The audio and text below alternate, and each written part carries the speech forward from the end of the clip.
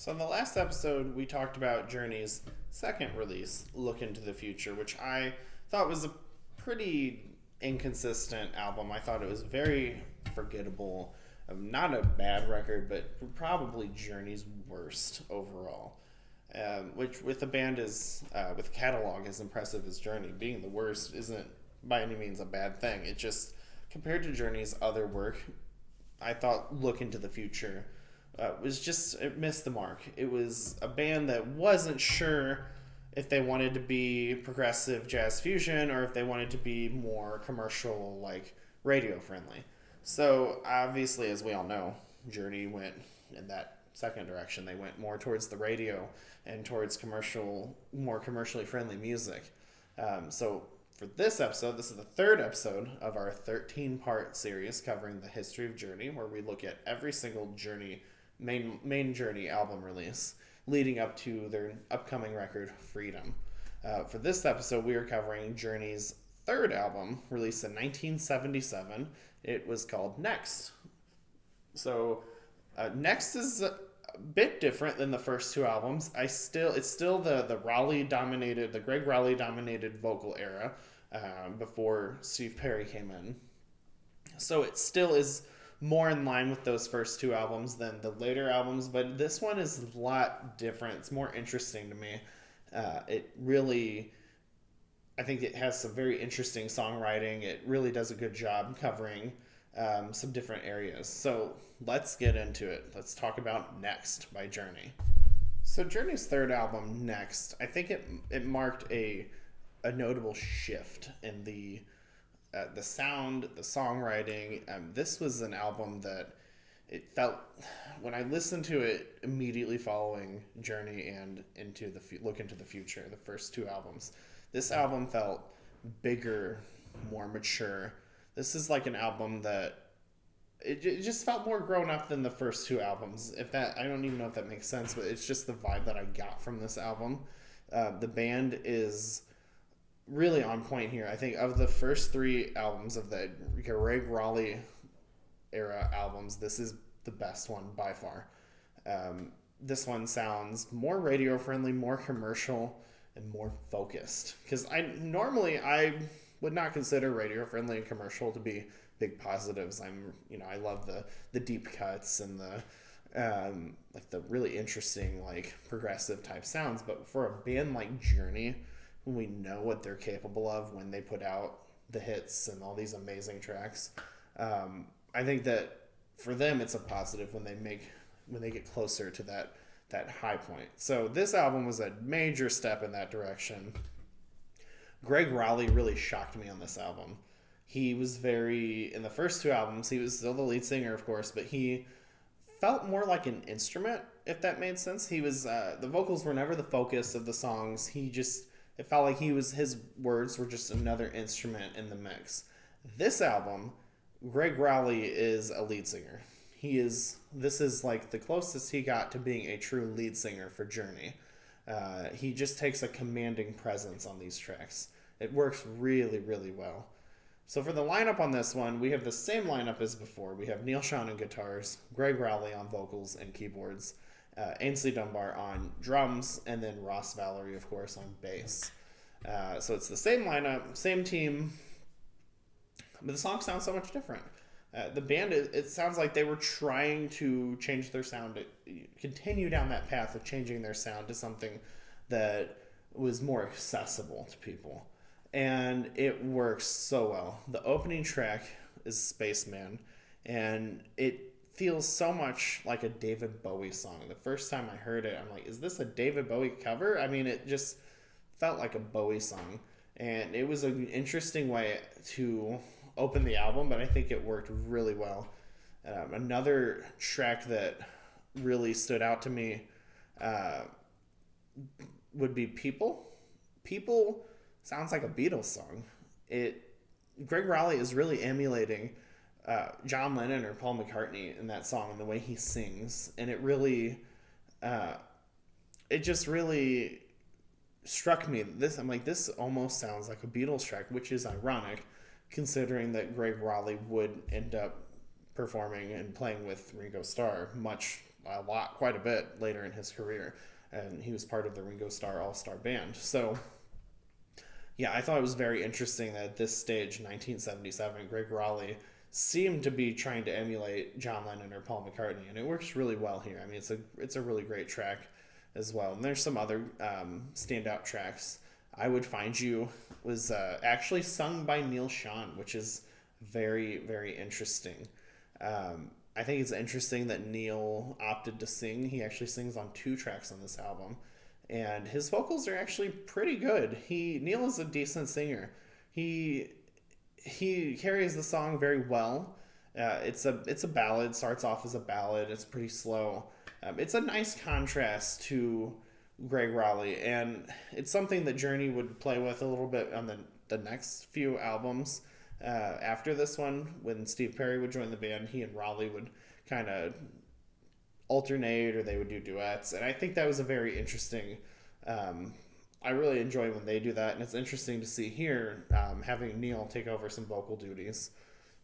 Hustler is also a track that stood out to me. It's very bluesy and has a much harder edge. It doesn't sound too far off in terms of just genre and style to Journey's most recent single, one of their most recent singles, Let It Rain. And so it is interesting to see the modern Journey kind of reach back to this older sound with some of their newer music. I'm curious to see if some of the other music on Freedom is going to do that as well. And then Nickel and Dime was a instrumental track that was very, very impressive.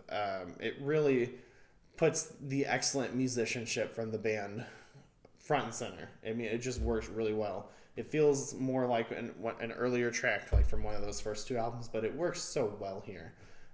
I think having one instrumental track like that on an album is great, and the band has done it multiple times, and it's a really great way to really show off the excellent musicianship that this band possesses, even at this early stage.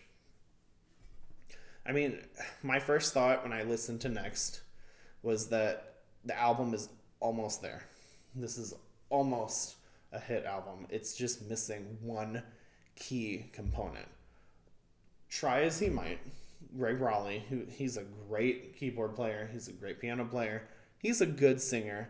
I think he works really well as a singer, but he's just not a lead singer, and I don't think he really wanted to be a lead singer either. And it kind of just feels like this album would have had just a little bit more oomph if they had a singer that could just carry it a little bit further, which obviously the band agrees, because they would bring in a new singer with the next album. We'll get to that on the next video. But I think of the 3 pre-Steve Perry albums that we got from the band, this is by far the best one. It's the strongest. It's the most listener-friendly. It just does a great job of showing off what this band was capable of, even before they hit their fame. It really just feels like a strong 1970s rock album, which is just great. I think that overall, like the first 2 albums, it still ranks fairly low in the big picture when we look at all of Journey albums, but it's definitely a step up, which some bands, their first album is like their high point. It's one of their best albums, and then they just kind of try to match that success. Journey is interesting because Journey started off completely different. Most fans, probably like 85% of Journey fans, have never heard a single song off of these first 3 albums. And I can't really fault you for that. It's almost like a different band. I mean, if you play one of these songs for someone who has heard one of the famous Journey songs, they're not going to recognize this band at all. I mean, yes, you have a different singer, but you also have just a completely different sound.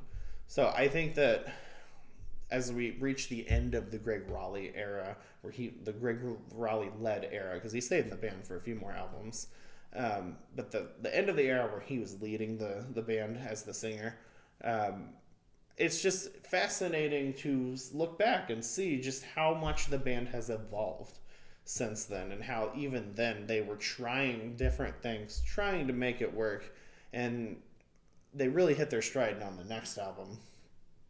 But in this one, I think they were so close, and I don't know if it just gave them the confidence to to really go for it on the next one, or if it was really just the component of adding that new member on the next album. But I think that this was a good album. It's definitely an album that I think any Journey fan should go back and listen to. If you haven't listened to it for a long time, try it again. Sit down, just listen to the whole album front to back. I'm always a huge advocate for just sitting down with a nice pair of headphones and just listening to an entire album, track by track. I think that's the best way to really enjoy and absorb the music that is being put out. So, I mean, what do you guys think of next? Do you agree that it was the best of the 3 Greg Rowley-led albums? Do you think it's maybe worse than I believe it was? I mean, what do you think? I would love to hear from Journey fans in the comments, as always. And I absolutely would love for you guys to like the video and subscribe. I'm very thankful for all the support I've gotten so far on this channel. I never thought in a million years I would actually deal with my anxiety and try to do a YouTube channel talking about music, because I absolutely love music. I'm 26 years old and I am obsessed with music that was from way before I was born. I think that I love modern music too, but there's just something special about going back decades and exploring this older music. It's I don't want this music to be lost. And while we have access to it all through streaming, it's easy. We get such a flood of music now, and we have access to so much music. I don't want this music to be lost. And even if these first 3 Journey albums were not, in my opinion, that great, they're very important. They're so important to the band's legacy, to their history, and I don't want to see that music lost. So, I mean, yeah, let me know what you guys think. Like I said, please like the video, subscribe. The next episode, we are entering the Steve Perry era. Very excited about that. It's going to be really fun to talk about Steve Perry's impact on the band and how things just completely changed for them. Commercially, financially, just everything changed on the next album. So I absolutely cannot wait to talk about that. So that will be our next episode as we work our way through Journey's history. I'm also going to cover any singles that they release from Freedom. And then, of course, once Freedom releases, we will definitely be reviewing it on this channel. I'm very thankful for all the support you guys gave me on the first 2 reviews for You Got the Best of Me and Let It Rain. I mean, that was just absolutely astounding, seeing the support for You Got the Best of Me. That was my very first YouTube video, and you guys have done amazing supporting that video, and I'm so thankful. So, until next time, guys.